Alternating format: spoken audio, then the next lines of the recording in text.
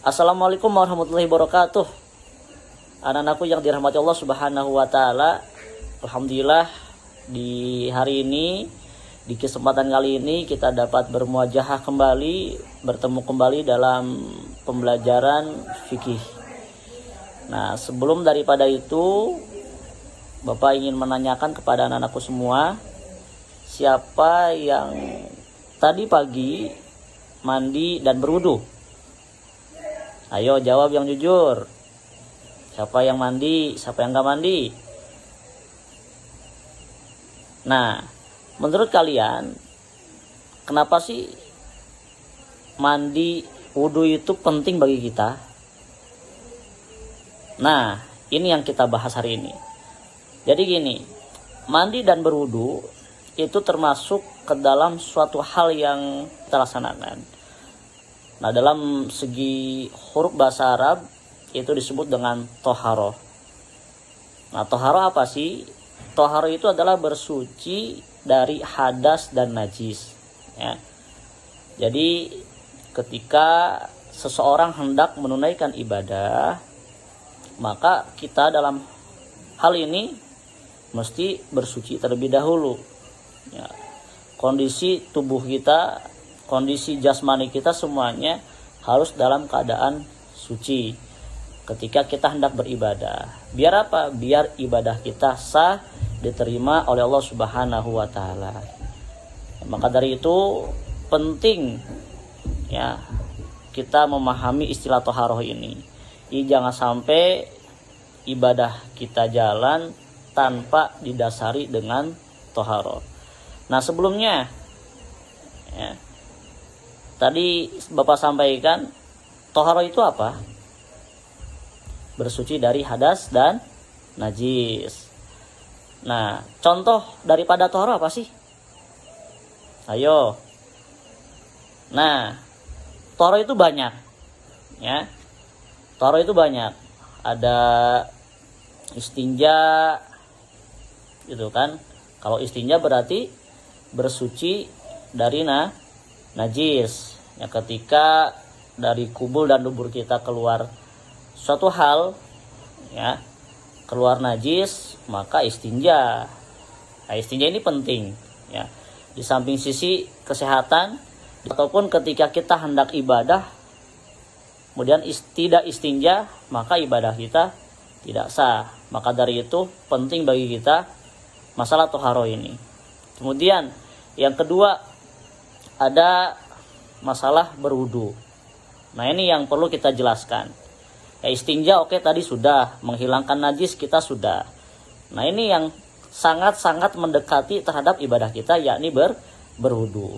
Nah, dalam masalah berwudu pun ada beberapa hal yang perlu kita perhatikan. Ya, di samping sisi ada beberapa syarat daripada wudu. Nah, yang paling penting yang akan kita bahas hari ini adalah fardunya wudu. Coba ada yang tahu fardunya wudu ada berapa? Ayo. Oke, betul. Fardunya wudu ada 6. Ya, 1 nih niat. Ya, yang kedua membasuh wajah. Yang ketiga membasuh kedua telapak tangan sampai kedua sikunya. Yang ketiga membasuh kedua tangan dan sampai sikunya. Yang keempat mengusap sebagian juz dari kepala. Yang kelima membasuh kaki, dan yang keenam tartib. Nah, itu fardunya wudu. Jadi fardunya wudu ada berapa?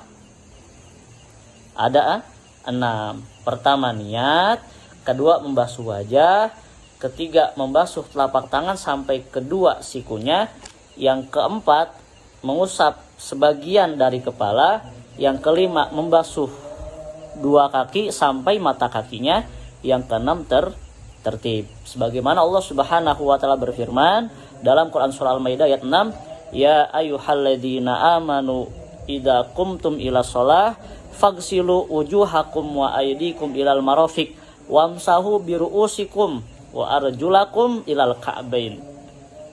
Bahwasanya hei orang-orang yang beriman, Di mana-mana ketika kita hendak melaksanakan ibadah sholat, maka basuhlah wajah kalian, kemudian basuh kedua tangan kalian sampai sikunya, kemudian mengusap sebagian dari kepala, kemudian membasuh kedua kaki dan juga sampai mata kaki. Nah, sampai sini paham?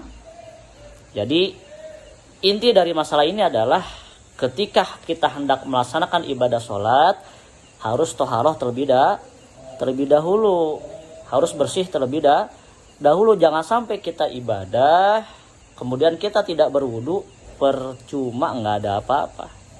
Itu bahkan Nabi SAW bersabda, la tuqbalu sholata ahadikum idza ahdasa hatta yatawaddoa. Ya, tidak akan diterima sholat salah satu dari kita semua ketika kita punya wudu, ketika kita punya hadas. Sampai kapan? Sampai kita berwudu terlebih dahulu. Jadi intinya seperti itu, ya. Paham sampai sini? Jadi penting bagi kita untuk memperhatikan toharoh. Jadi jangan sampai kita sholat, kita ibadah, tapi toharoh kita tidak diperhatikan, ya. Mandi kita perhatikan, ya. Kemudian istinja kita perhatikan, wudu kita perhatikan, sehingga ketika semua sudah diperhatikan, ibadah kita akan lancar, akan aman semua, mudah-mudahan diterima oleh Allah Subhanahu wa taala. Itu aja yang hari ini Bapak sampaikan, ya. Kurang lebihnya mohon maaf. Wassalamualaikum warahmatullahi wabarakatuh.